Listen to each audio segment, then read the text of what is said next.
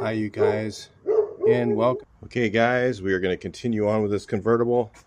Off camera, we went ahead and did this section, just sanded it with 150 with this big giant DA. We really, you guys, if you haven't tried one of these, you'll be shocked when you go to use one, how much better it works than a regular air powered one. It does a better job of sanding. You get straighter finish, and it's 10 times as fast. So with those things in mind, it's a really good tool to have.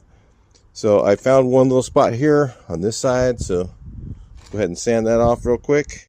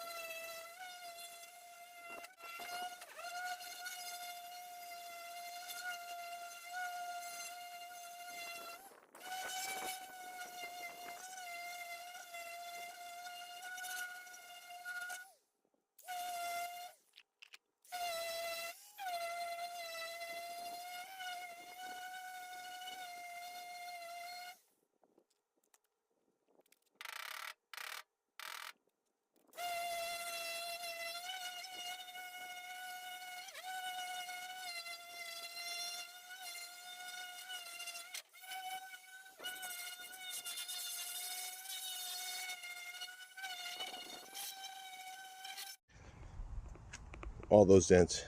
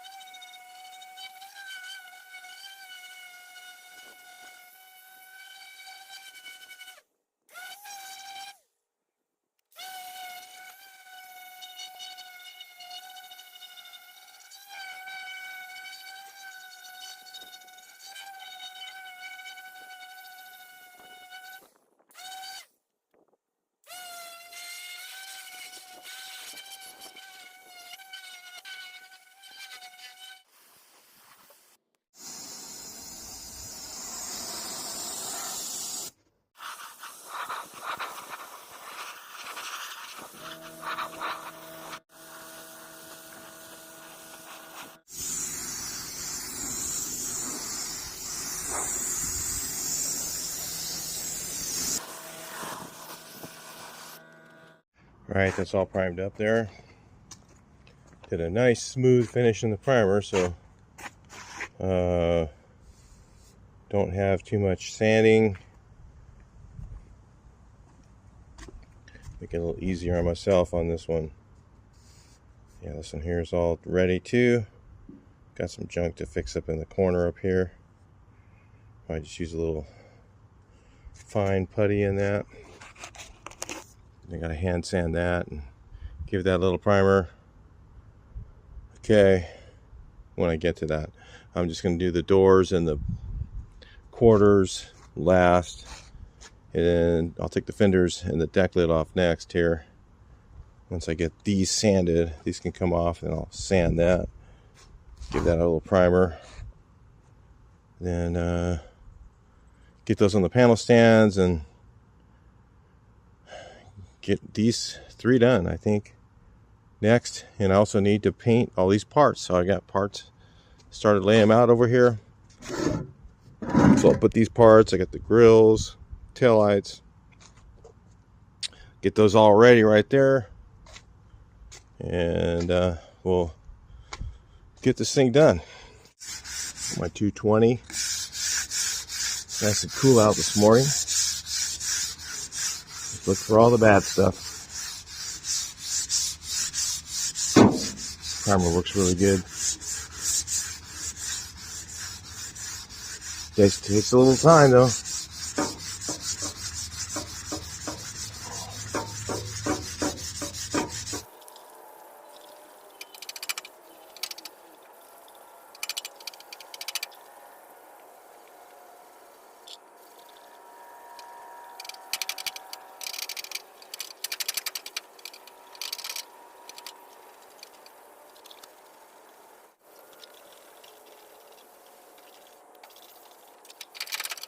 forgot if I just lay these down, then I can remove the fenders without damaging them.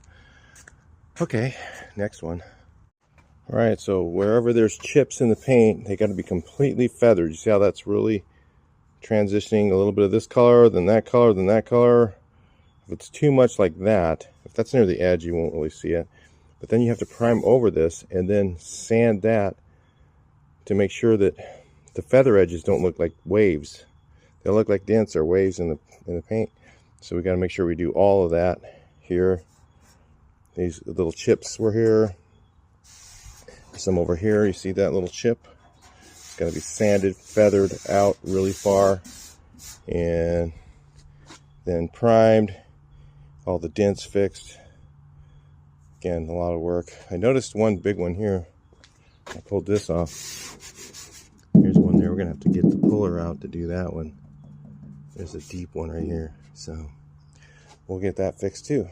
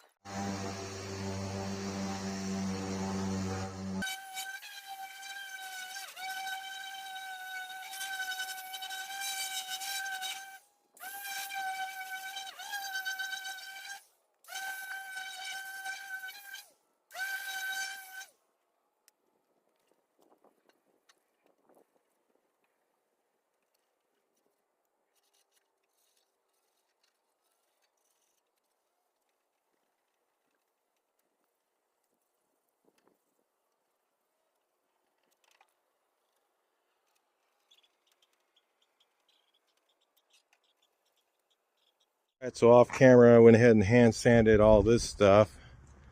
That's good enough for that. Shoot some sealer on this stuff, paint it. Done. Next item.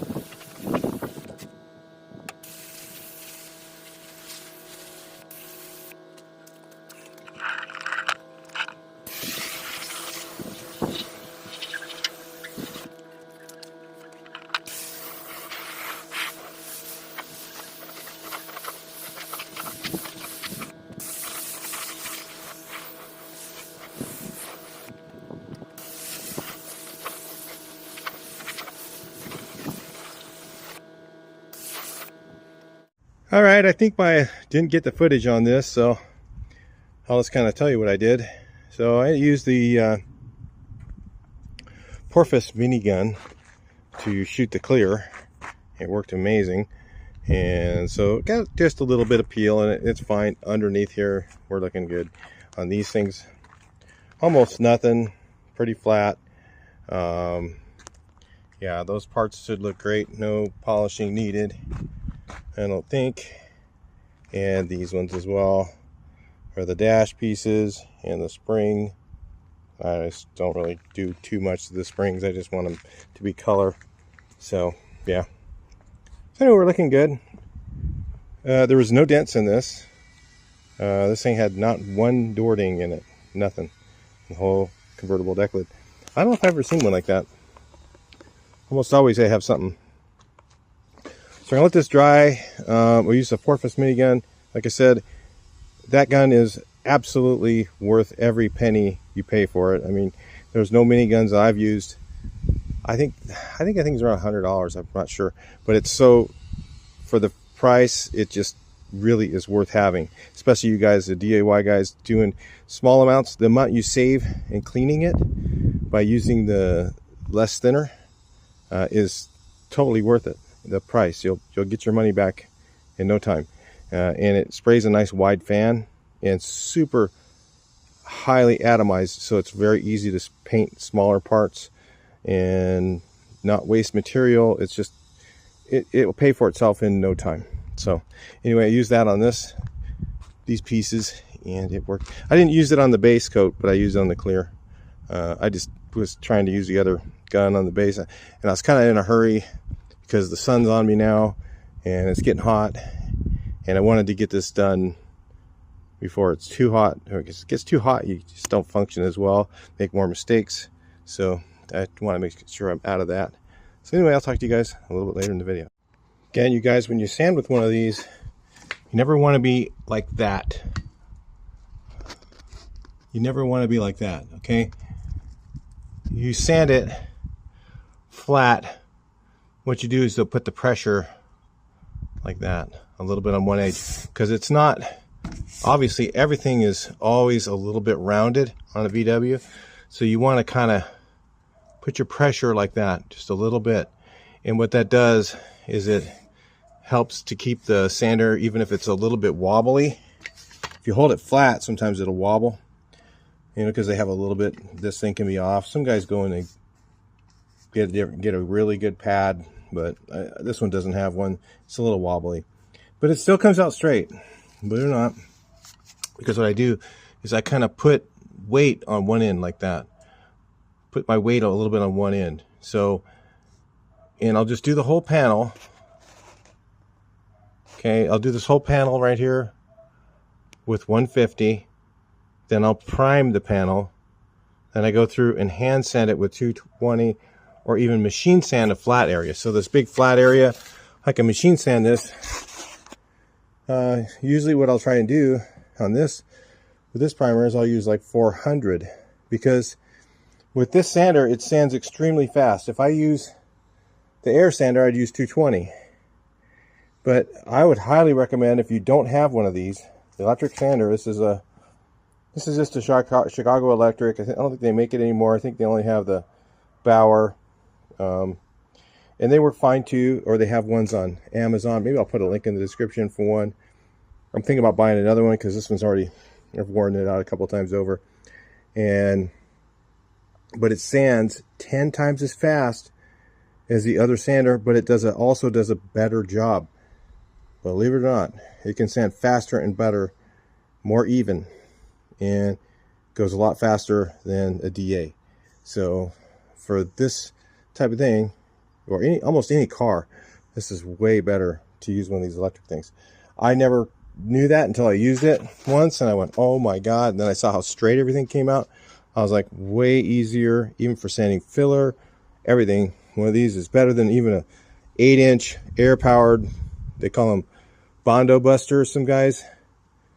It's actually better than one of those, and you can do a faster job and better. Another little trick I'm using, I've done this many times, but I've never done it with this filler. So they have this Euro stuff. You get 6 of them for a good price, about 15 bucks a tube when you buy 6 of them. And so like at the paint store, this stuff right here, glazing, it's freaking $25, $35 now. So at Refinish Depot, they have this Euro. Amazing stuff, amazing. But the problem you'll find out is on some areas when you use this, it's super thin, okay? It's meant for just filling in little pinholes, you know, so if you have little pinholes all over, you fill those in with this, okay? But what I've been doing, and it works amazing because these are both like materials. This is a USC grip filler, is actually has a agent in it that it makes it hold, you know, stick better. So the USC grip filler is actually better than the Z grip, I think. I mean, some guys will say, I've sanded both of them. That sands a lot faster and easier and smoother. But it's, you know, Z grip's good too. But I take this and I add like 30% of this to the filler, and then it makes like a intermediate glazing.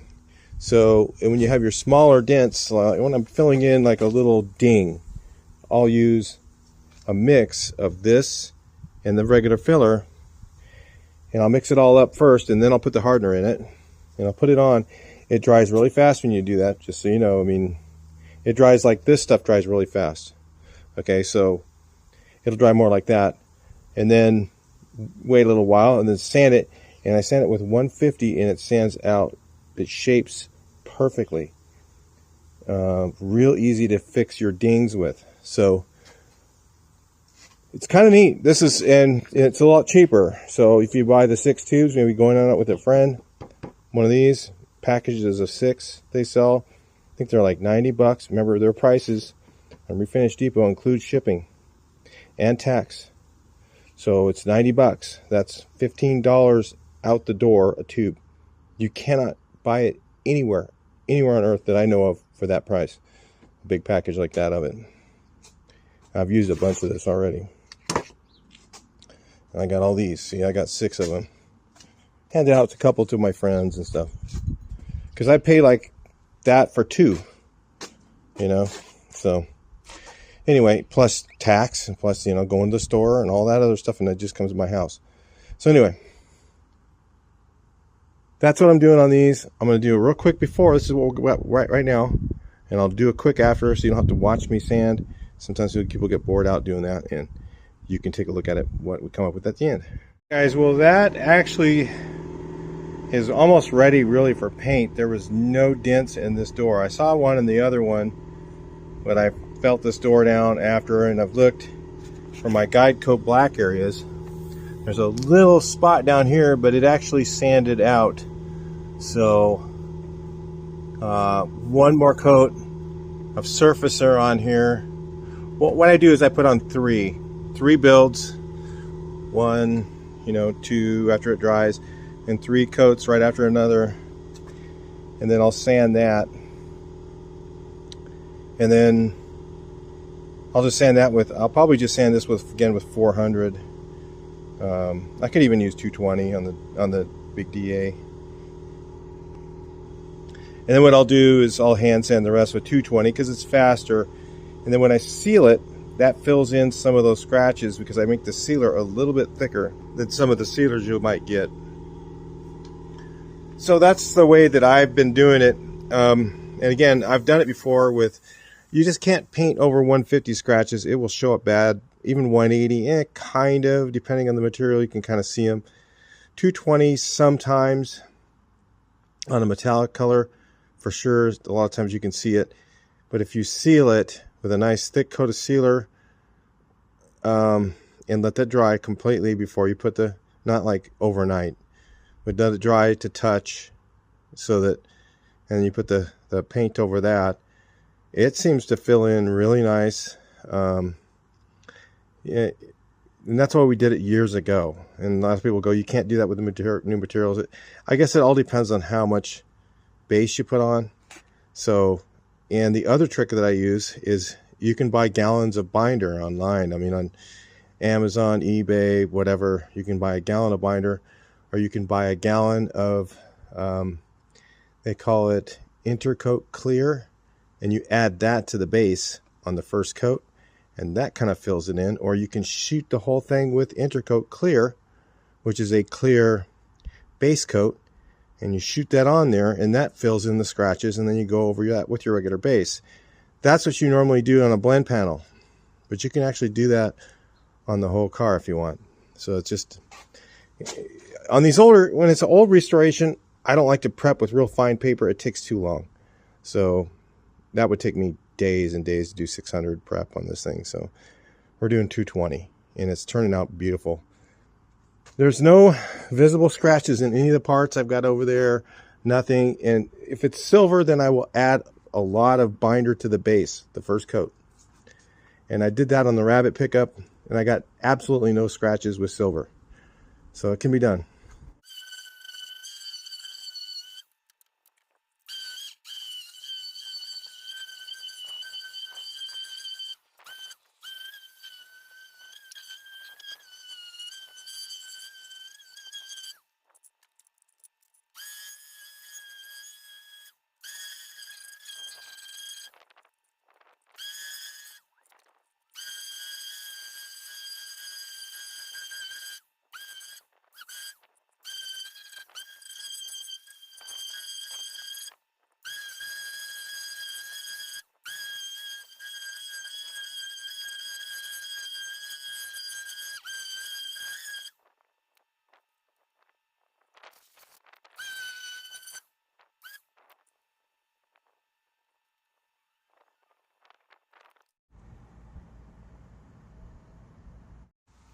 Another trick I do is I'll put cardboard in the cracks. And what that does is it minimizes that dry overspray that's really hard to sand out. So I just shove it in the crack. Like this one I had to put 2. Get a little better. I'll have to use smaller pieces. I put cardboard in the cracks and that helps do it. I'll fix this up here. Or just hold it in there even. So I'll just hold it. Spray up against it, that way I don't get too much dry overspray in the jam. It's hard to fix. And especially when you got a painted car, you got painted jams or something like that, you don't want to get overspray in them. That's what I do.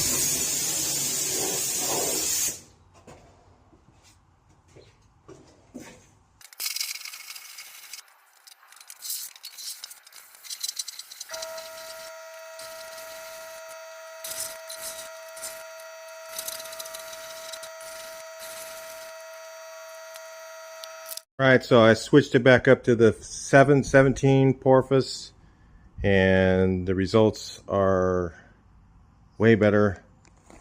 Yeah, I don't want to create too many runs or anything, but yeah, where I overlap right here, when you go from this wider fender to the smaller fender, and then you're in round area, it's really hard.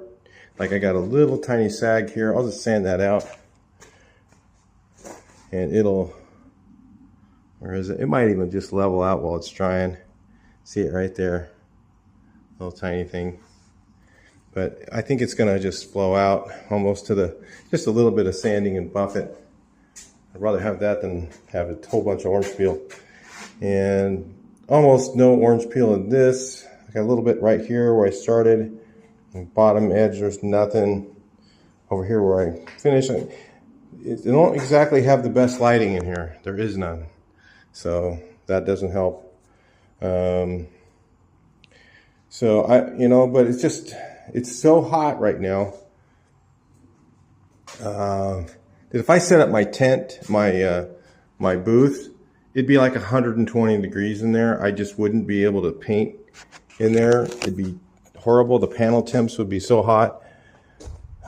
So like I said, I'm just using this little garage area to spray, and it works really good.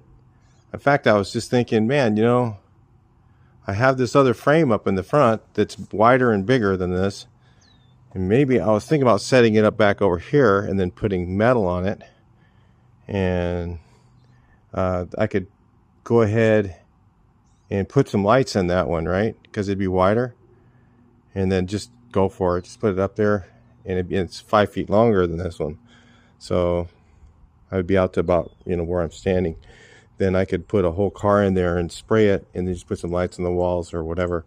And, and then I can just store stuff in there normally, and then when I need to paint something, I'll just pull it in there.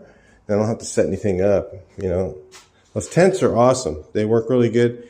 But when it's hot like today, 100 degrees, it's 20 degrees hotter in there at least. And when you're painting, the fatigue alone for me is too much. I just can't handle that kind of temperature when I'm painting. I start to get delusional, forget where I'm at, all that stuff starts to happen. Even painting this right now, it's almost the same way. So anyway, all right, well, I guess that's it for this. Let's take a look at what we're going to do next. So all the outside bodywork is ready. So I'm trying to figure out here. I mean, I don't want to set up the tent.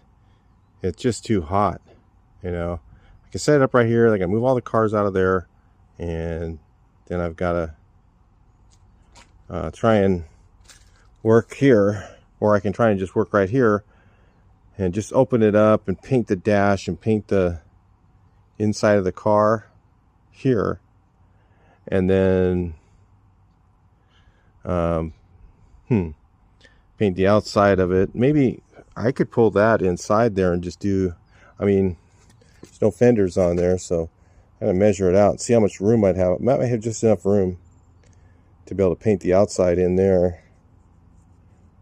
And with the 717, I'm going to use the 717 on all the clear from now on.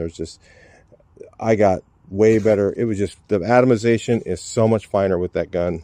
It's not even a comparison. Even the 815. The 616 was pretty good. Even for clear, it was very fine.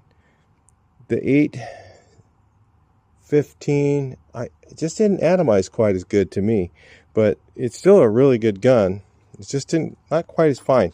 That 717, if you're looking for a really high-end clear spray gun, let's check it out. This thing here, PRD 717 from Porpoise, it's not terribly expensive, but if you look at the tip, it has like a tulip style, and whatever that is, it just breaks up high solids clear. Like, you know, I felt like I had to reduce it with the other one, but this thing, no, it didn't care. It was just like, oh, give me that stuff. I'll just break it all up and lay it out just smooth. So yeah, this thing definitely is the best gun, one of the best guns I've ever used, period. And it's definitely better than the Techno Pro Light. And it's better for your, and it's still a 1.3. They're all 1.3s, all these ones are. And this thing just breaks up stuff so fine and just lays it out. Because when it's finer, you're going to have less runs in orange peel. That's just it. You're not going to get it runs very easily, and you're going to get less orange peel because it's finer. You're not trying to push it on. You know, when you're using a gun that doesn't have as much, you're trying to push it on heavier, trying to get it to go on smoother, and that's when you start to get runs. So you either get runs or orange peel. You have to put it down too light. But this thing here breaks it up fine enough. You just lay it on there and it just flows out perfect. It's pretty amazing. Anyway, we're going to go ahead and sand down inside of here. Guess what I'm going to do is I'm going to spray. I think I'm just going to spray inside here. You guys can make some suggestions. I'm going to start sanding in here first. So we'll go, well, spray the whole thing. And this is, you know, where you got to know what your limitations are. Let's say if I spray this whole thing and I said, okay, I'm going to paint this whole body, leave the doors on, I'm going to spray the dash, I'm going to spray the outside. I'm going to have misses, or not just misses, I'm going to have dry spots in it, probably. I'm going to have runs. I'm going to have orange peel, probably all of it.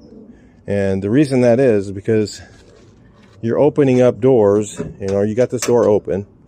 Let's say I just spray this, you know, you're going to have this door open. You're going to forget where you are, unless you're really young and maybe you just don't do that. I do. I will forget where I'm at.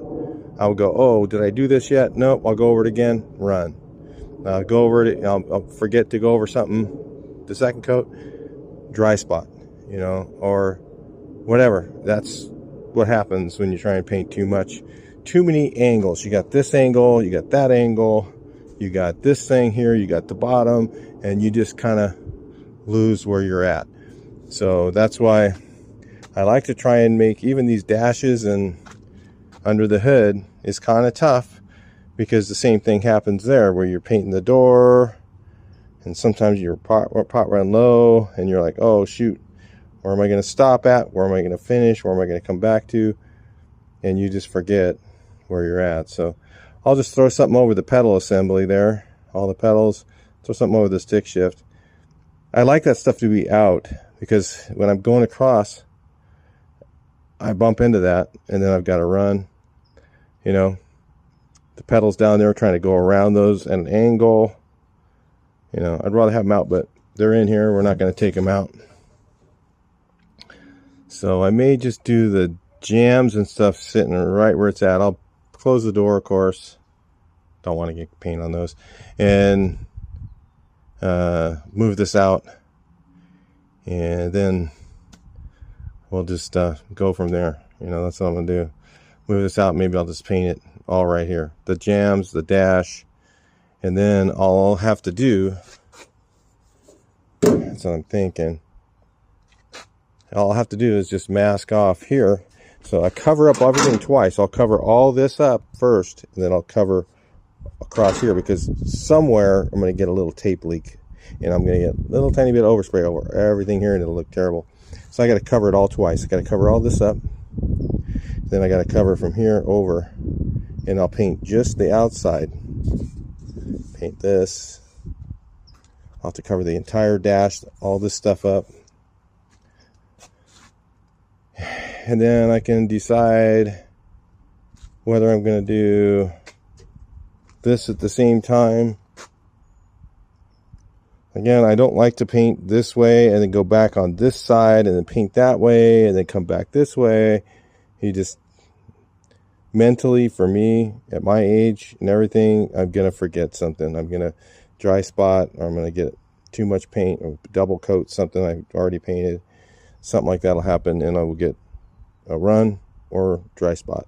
So I'd rather, I don't know, I could maybe do this. That's possible, doing this, okay, at the same time while I'm doing the outside of the body. That's just, but it's also more places for dirt to come out of, and I'm trying to get this thing fairly dirt free so I don't have to do too much buffing. Anyway, been going on a little bit, but that's the kind of things you look at when you're trying to paint. I mean, every car is different, you know. Somebody said, hey, tell me the products you use. Well, some of the stuff I can tell you, I've been telling you. Some stuff I can't. Base coat, honestly, I mean, there's good covering base coat, there's bad covering base coat, but it's all the same other than that. I mean, if you get some of the cheap stuff, might have fish eyes or something like that, where it just doesn't go on very good. But I don't know. I never found that with base coats. I think the way I look at it is base coat is base coat is base coat. If you can get a cheap one, it'll work. Okay, as long as, but you might have to put more coats on. The one that they sell at Refinish Depot, it's Capsy, that one covers amazing. You get a lot of miles out of it, and it's not expensive. It's actually really inexpensive.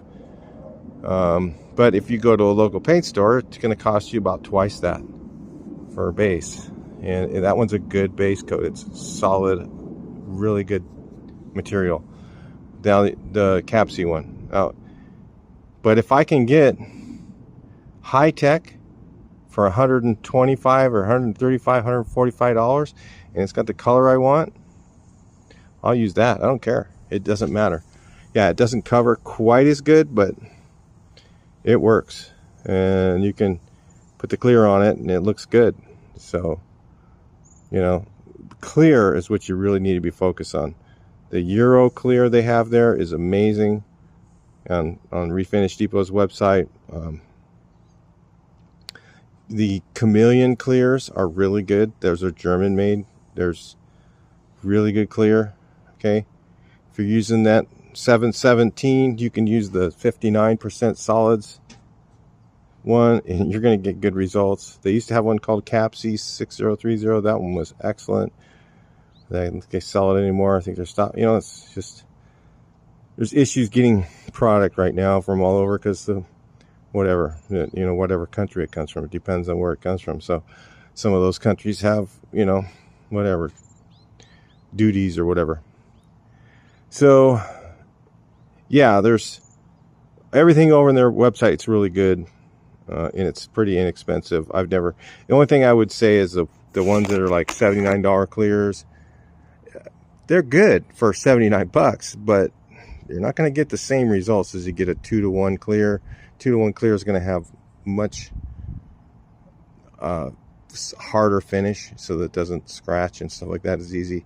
Some of the cheaper ones I found, they scratch too easy, and maybe they don't take chemicals as well. So if you're just shooting your jams, you can use those. They'll work fine for that.